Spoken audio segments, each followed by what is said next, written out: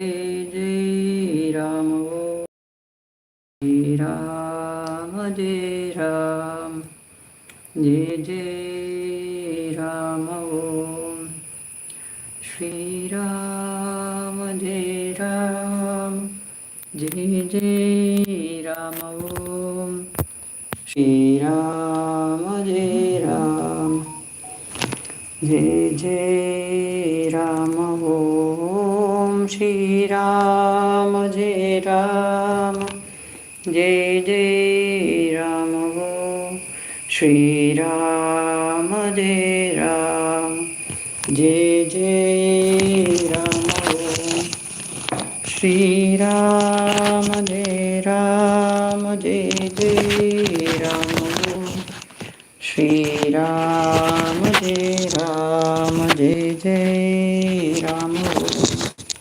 Shri Ram Jai Ram Jai Jai Ram Shri Ram Jai Ram Jai Jai Ram Shri Ram Jai Ram Jai Jai Ram Shri Ram Jai Ram Jai Jai Ram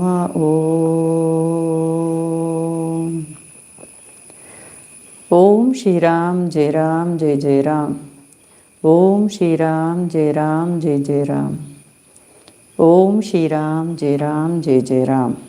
Hari Om, pranams to you all. In Quest of God, beloved Papa's first book. Today, by His unbounded grace, we have come to 11th chapter, Tirupati. Name of the chapter is Tirupati. One early morning at about 4 a.m., descending from the mountain, Ramdas walked straight to the railway station and finding a train waiting, got onto the platform without being obstructed and entered a compartment. A few minutes later, the train moved. Where was the train taking him? It was none of his concern to try to know this. Ram never errs, and a complete trust in him means full security and the best guidance. A complete trust in him means full security and the best guidance. The train ran up to the Katpadi junction. Here, Ram brought him in touch with a Sadhu Ram to guide him. He promised to take him to Tirupati, in which direction the train was running. O Ram, thy plans are indeed always mysteriously worked out. The new Sadhu Ram and he travelled together, and in due course both alighted at the Tirupati station. After refreshing themselves with some food prepared by the kind-hearted Sadhu Ram, they directed their steps towards the Tirupati hill. Both commenced ascending the stone steps of the hill. It was climbing higher still and higher up the mount of glory. Higher still and higher up the mount of glory. About 700 steps were covered, and the sadhus reached the top of the hill at about 8 in the evening. Then they had to walk about 3 miles over almost level ground. It was a moonlight night, but the cold up there was intense, while at the same time Ram's grace was correspondingly very great. A little before midnight, the temple of Balaji was reached. At the entrance to the temple was a fire. At the entrance to the temple was a fire around which a number of people were sitting. The shivering sadhus hastened to the spot, pressed themselves in among these friends, and warmed their hands and feet. Ram was indeed kind. A short time later, the doorkeeper of the temple commanded all at the fire to leave the place and get out, since it was time to close the main door of the temple. So all had to give up the fireside most reluctantly. The Sadhuram requested the watchman to permit himself and Ramdas to spend the night inside the temple, which request was not granted. It was all Ram's will. To come out of the temple meant complete exposure to the strong and extremely cold breeze blowing over the hills. It was dark now, and they had to search out a place to rest for the night. There were some massive buildings, dharmashalas, all open. However, the sadhus scrambled into one of these and settled themselves down. The Sadhuram began to grumble at the cold and said, Swami, it is impossible to think of sleep for the night. The cold will not allow us a wink of sleep. So much the better, replied Ramdas. All the time can then be devoted to Ram Bhajan, the bhajan of that all-powerful and all-loving being. That is all right for you, remarked the Sadhuram.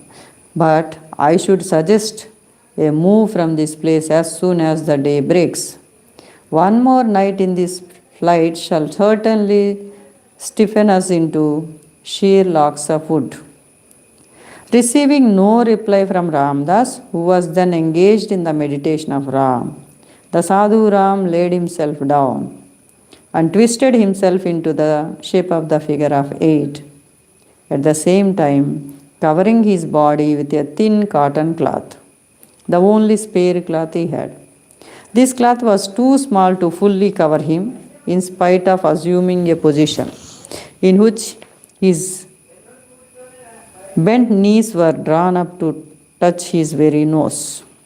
Sleep is quite out of the question, again, said the Sadhuram. Poor friend, Ram was sorely testing him, all for his good and good alone. The night passed. Early morning, when the day was breaking, the shivering sadhu proposed to climb down the hill, but Ramdas suggested that they might go farther on about 3 miles and visit the waterfall called Papanashini. The general belief is that the person who takes bath in this waterfall will be washed of all his or her sins, hence the name.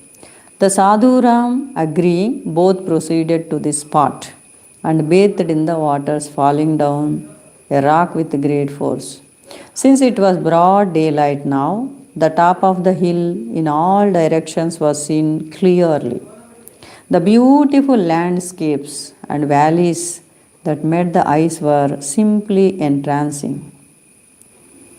Bath over, the Sadhuram hastened down the hill, followed by Ramdas, and before evening they reached the city below. The same evening, both boarded a train running northwards.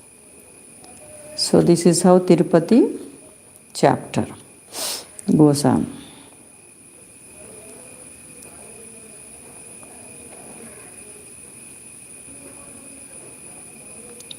So the cold was so severe, but beloved Papa was always continuously chanting. And whereas Sadhuram, like all of us, was grumbling, whereas Papa says it is much better if we cannot sleep so that we can continue our Ram Bhajan. So that is how, though they could not get the darshan of Lord Balaji, Papa was fully satisfied. He did not insist, but he requested. The request was not granted. So accepted cheerfully the situation. Though has gone such a long distance, then 700 steps, he was climbed, everything to have darshan, but he could not get the darshan. So mysteriously, Papa accepts cheerfully the mysterious power which is working in all. Om Shri Ram Jai Ram Jai Jai Ram. Om Shri Ram Jai Ram Jai Jai Ram. Om Shri Ram Jai Ram Jai Jai Ram. Hari Om. Pranams to you all. Hari Om. Hari Om. Hari Om.